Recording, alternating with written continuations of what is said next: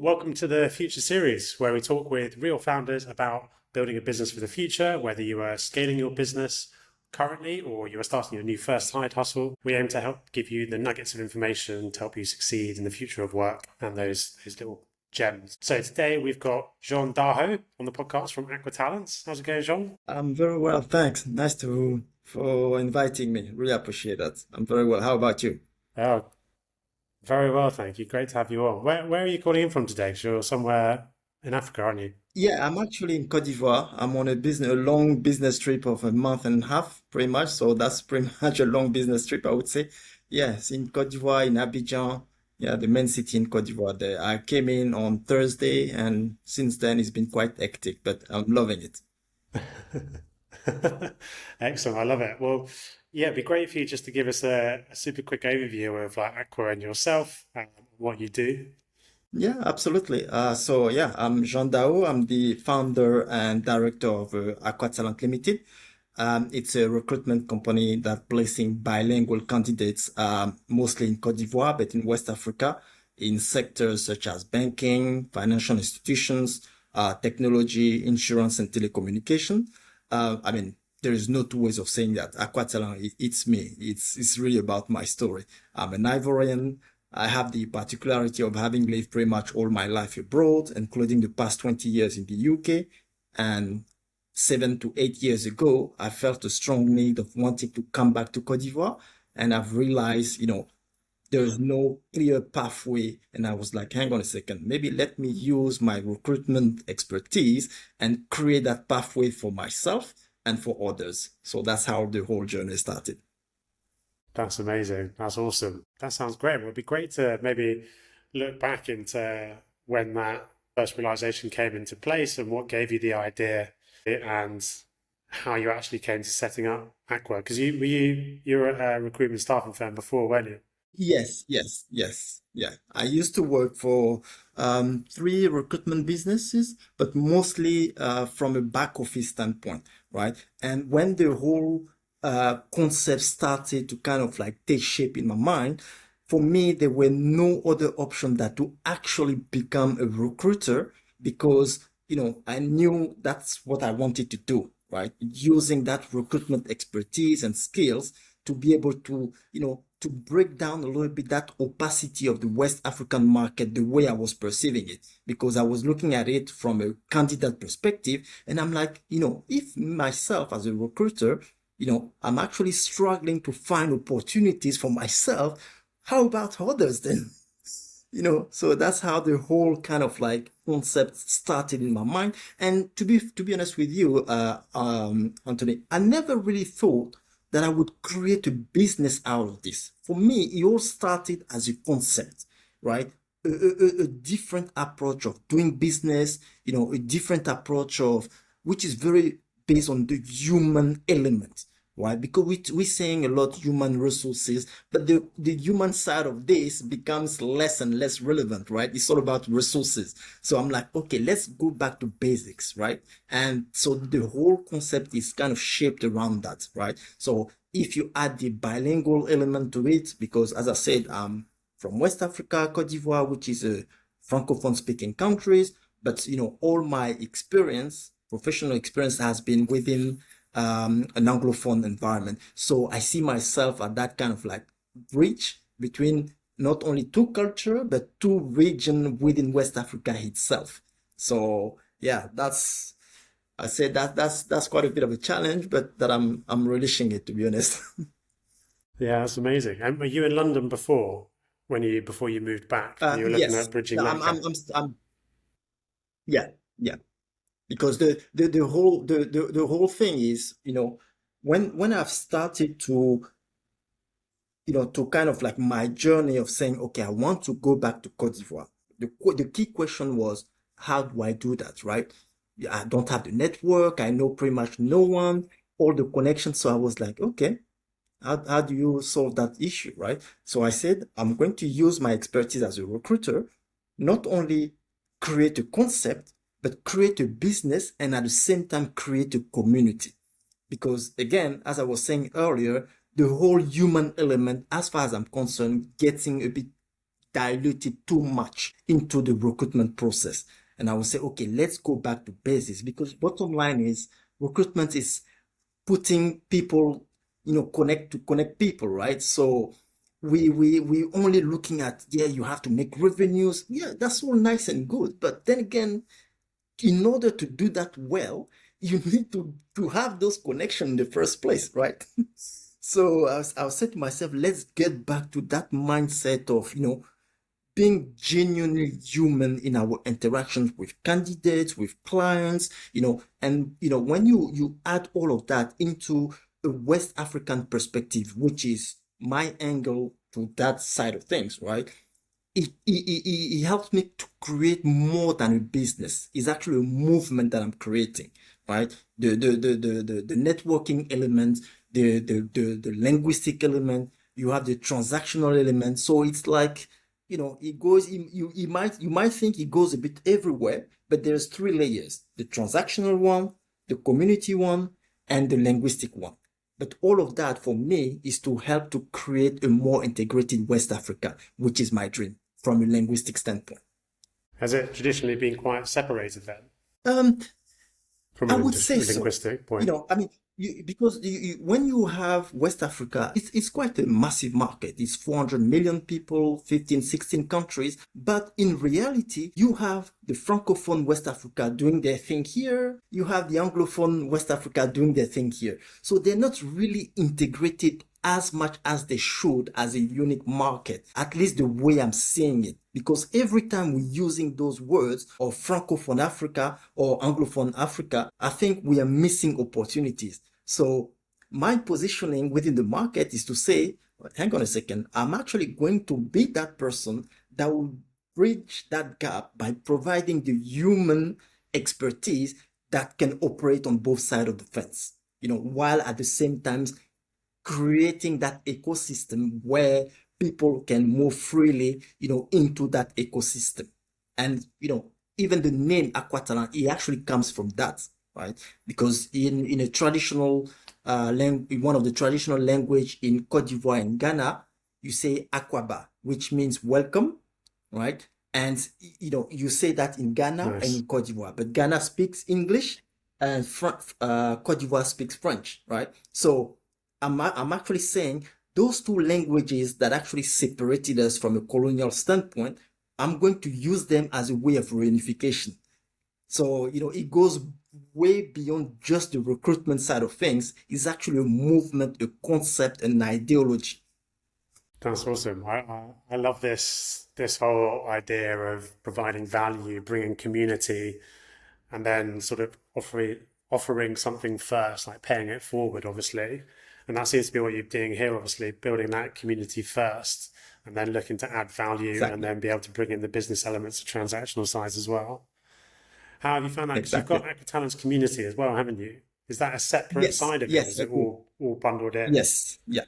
No, it's actually separate. You have Aquatalent Limited, okay? Because, what I was saying earlier, the human side of things, even, I still bring that into the transactional side of things, right? But then it's just for people, all they want is like find an opportunity. Okay, I connect them and, we move on. We may never speak to each other, right? But some people actually need more. They want more, and I was referring to earlier the opacity of the job market, especially in West Africa, right?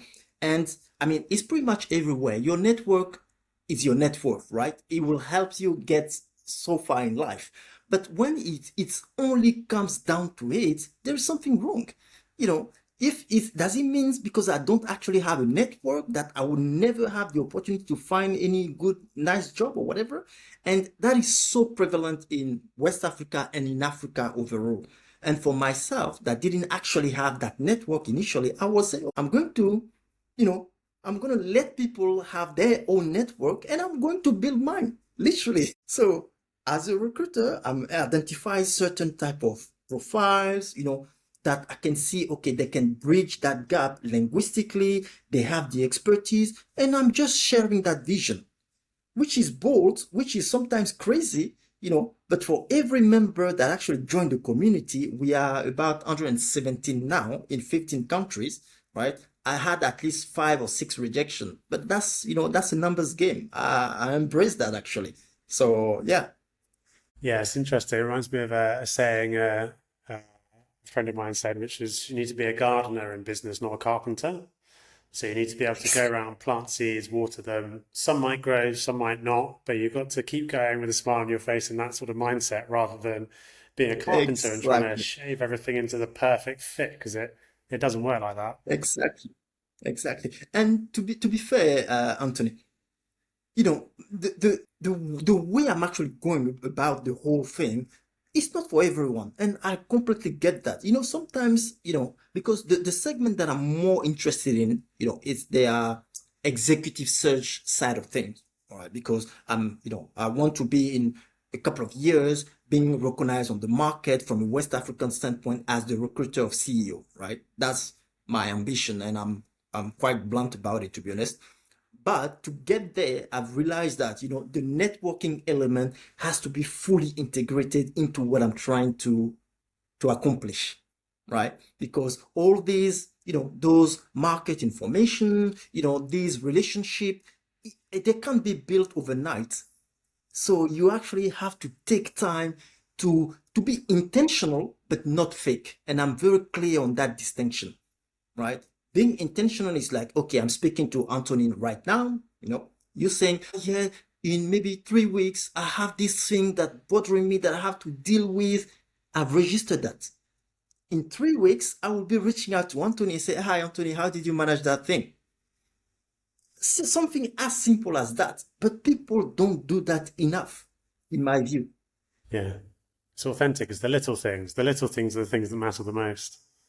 Exactly. Exactly. Nice. And so, with your entrepreneurial journey here, setting up Aquatalents, the community, etc., what was your transition from going from a full-time job to actually like a business owner? Did you jump in full feet, or did you have a side business going and then moved over when it No, was up and running? no, I've just jumped in both feet. And to be honest with you, the fact that Nice. I don't know if it was a blessing in disguise, but I was made redundant to start with. So, and that was actually in my career, that was the third time that I was made redundant in my career. I Yeah. was like, oh, come on, give me a break, people. So I was like, okay, what do you do to make sure that it never happens again? That was a simple question I was asking It's a myself. sign from the universe. So I was like, okay, maybe if I find my own business, the likelihood of sacking myself are quite slim, right? So I was like, okay, maybe that has to be the way, right? And then I was quite far advanced in the whole conceptualization of aqua talent as a concept, as an idea. And I was like, okay, maybe things are kind of like pushing me into that direction, because the funny thing is, and maybe that's where I'm a bit crazy in that sense. I've never started this whole aqua talent saying I'm going to start a business.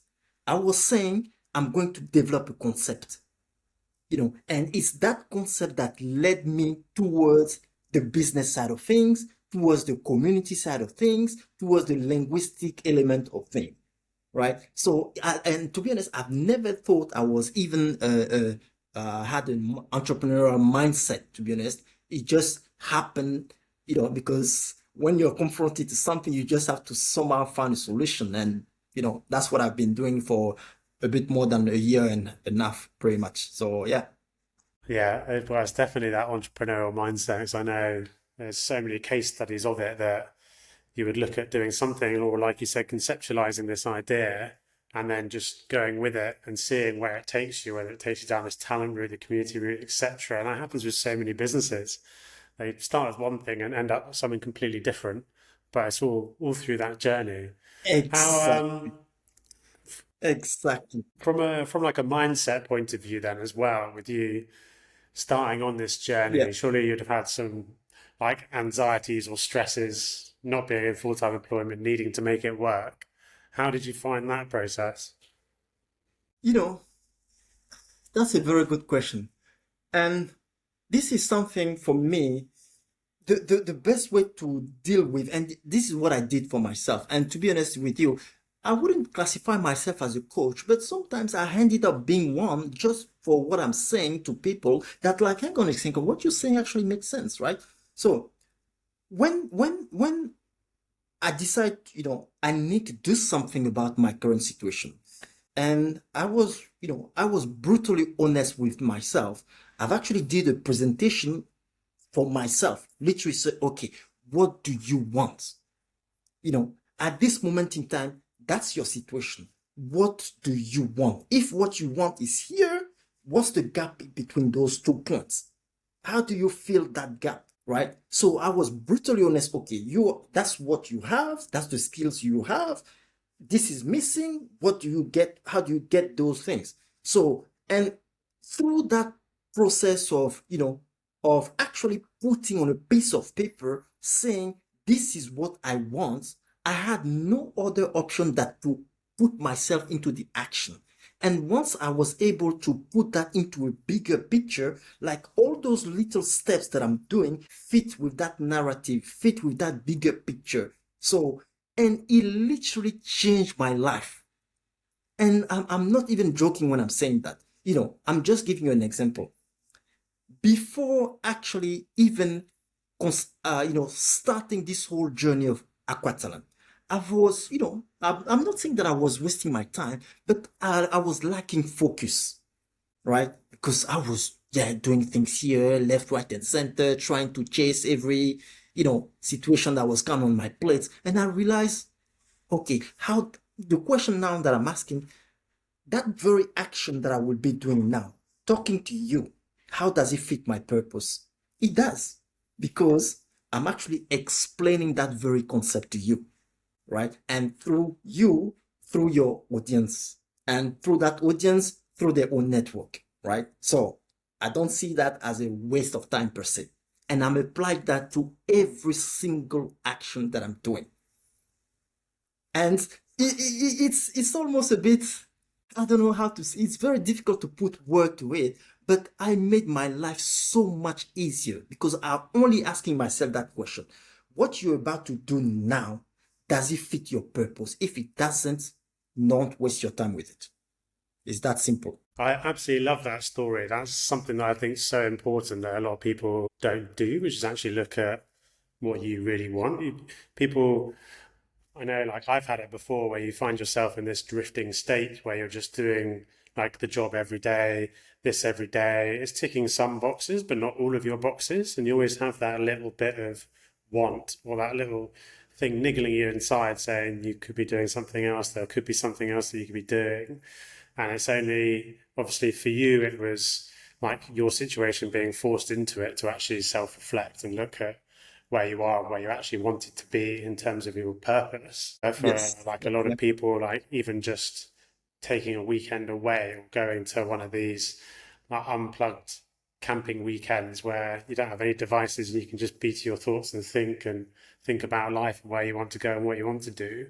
But actually that self-reflection and building it out, like you said, I want to be here, I'm here, how are we going to fill that gap? And that might be there might be a load of different ways to fill that gap, but it's just starting, getting those two bits on Exactly. a piece of paper. So you've written them out in reality, and then the journey between them is the fun bit. That's your entrepreneurial journey where you're trying things, Exactly. doing things, enjoying every piece. It's not going to be a straight line. It's going to be up, down, sideways, round in circles sometimes. But Yeah. if you've got it there on paper, you know where you're heading, where your North Star is.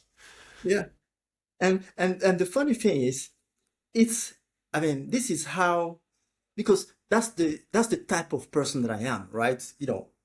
I'm very, once I put my mind onto something, right? I mean, the fact that I'm here talking to you in English, I almost take that as a given, but that wasn't maybe a few years ago. I came from France, didn't speak the language at all, but I was never just interested of learning the language. I want to be able to grasp all the nuances of the language and, being able to talk to Anthony Dan without having to think about it, to a psychologist, to a politician. This is the level that I actually was interested in, right? So once that was very clear, I was obsessed with it. Like I was walking around with my English dictionary, and even the funny thing, my first job was working as a kitchen porter in London Bridge, right? And obviously, that's shout out to all the kitchen porter out there because that's quite a difficult one. But at the time, Yeah. for me, it was a matter of survival, right? There's no trying to be picky or anything because I did not speak the language. So I grabbed my dictionary and I went to a job center. I sat down and I literally translate word for word. What job can I do if I don't speak English? And the clerk prints out a list of jobs like road sweeper, kitchen porter, and all that kind of stuff. And I was, this is literally the top of my achievements.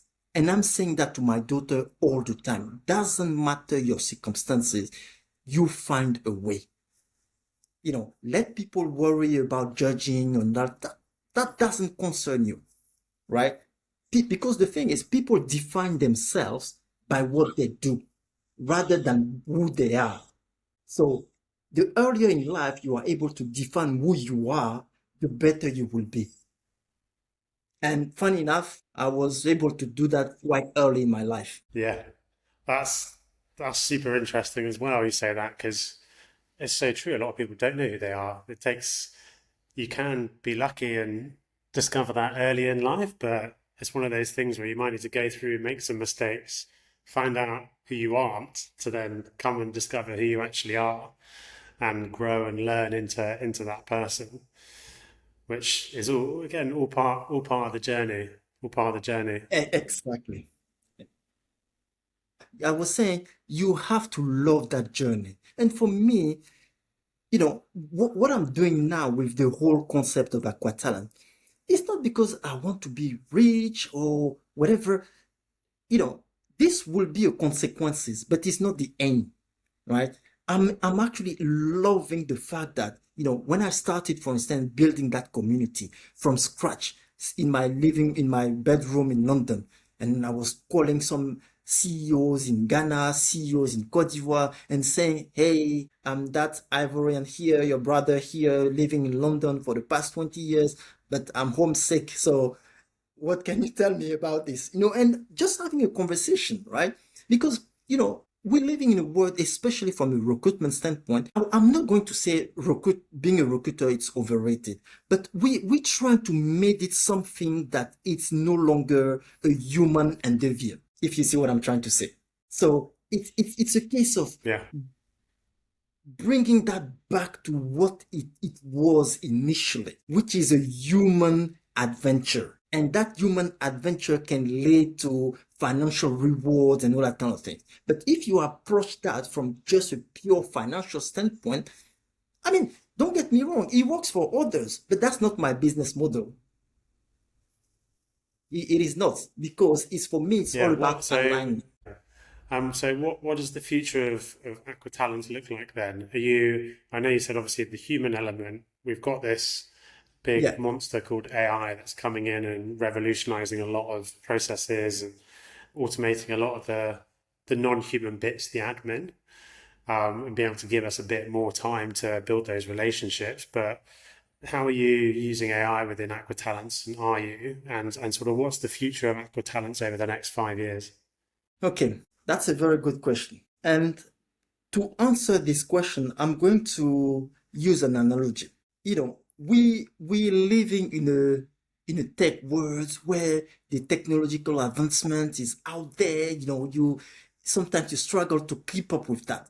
But the more we do that, the less people actually feel connected.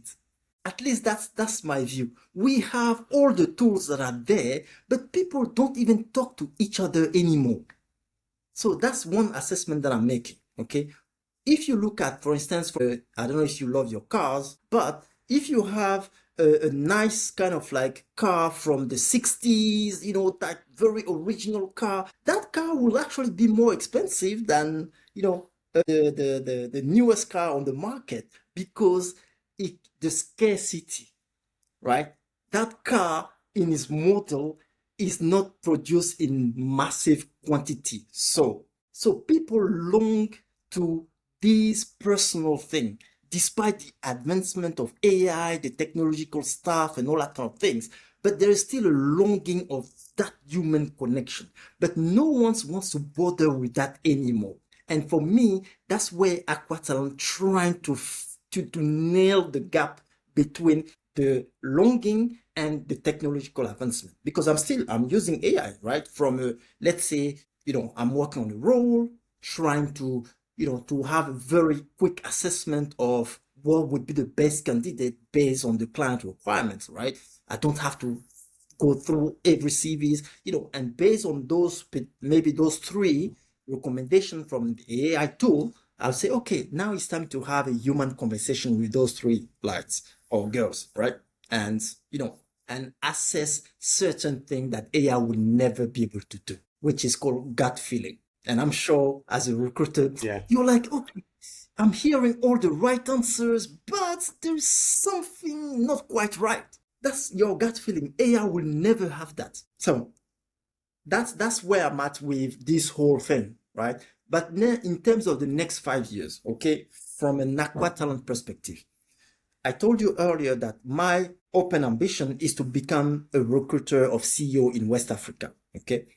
But what I'm actually trying to do mostly is to create not only an ecosystem, but a platform that will sit right between Facebook and LinkedIn, but from a West African perspective, right? Because through my journey as a professional and my personal journey, there is no structural path to enable that return, as I told you. So if there is a platform out there, i.e. Aquatalent, that will be that gap, that bridge between local businesses in West Africa that can tap into what the diaspora has to offer, rather than just being considered as cash cows. They can be partner in local and regional development. And no one wants to touch that because it is hard. But I'm like, okay, everyone's going left. Let's try to go right to see, let's go deal with the challenge of that. It might take longer, but the upside will be massive once you actually break through it.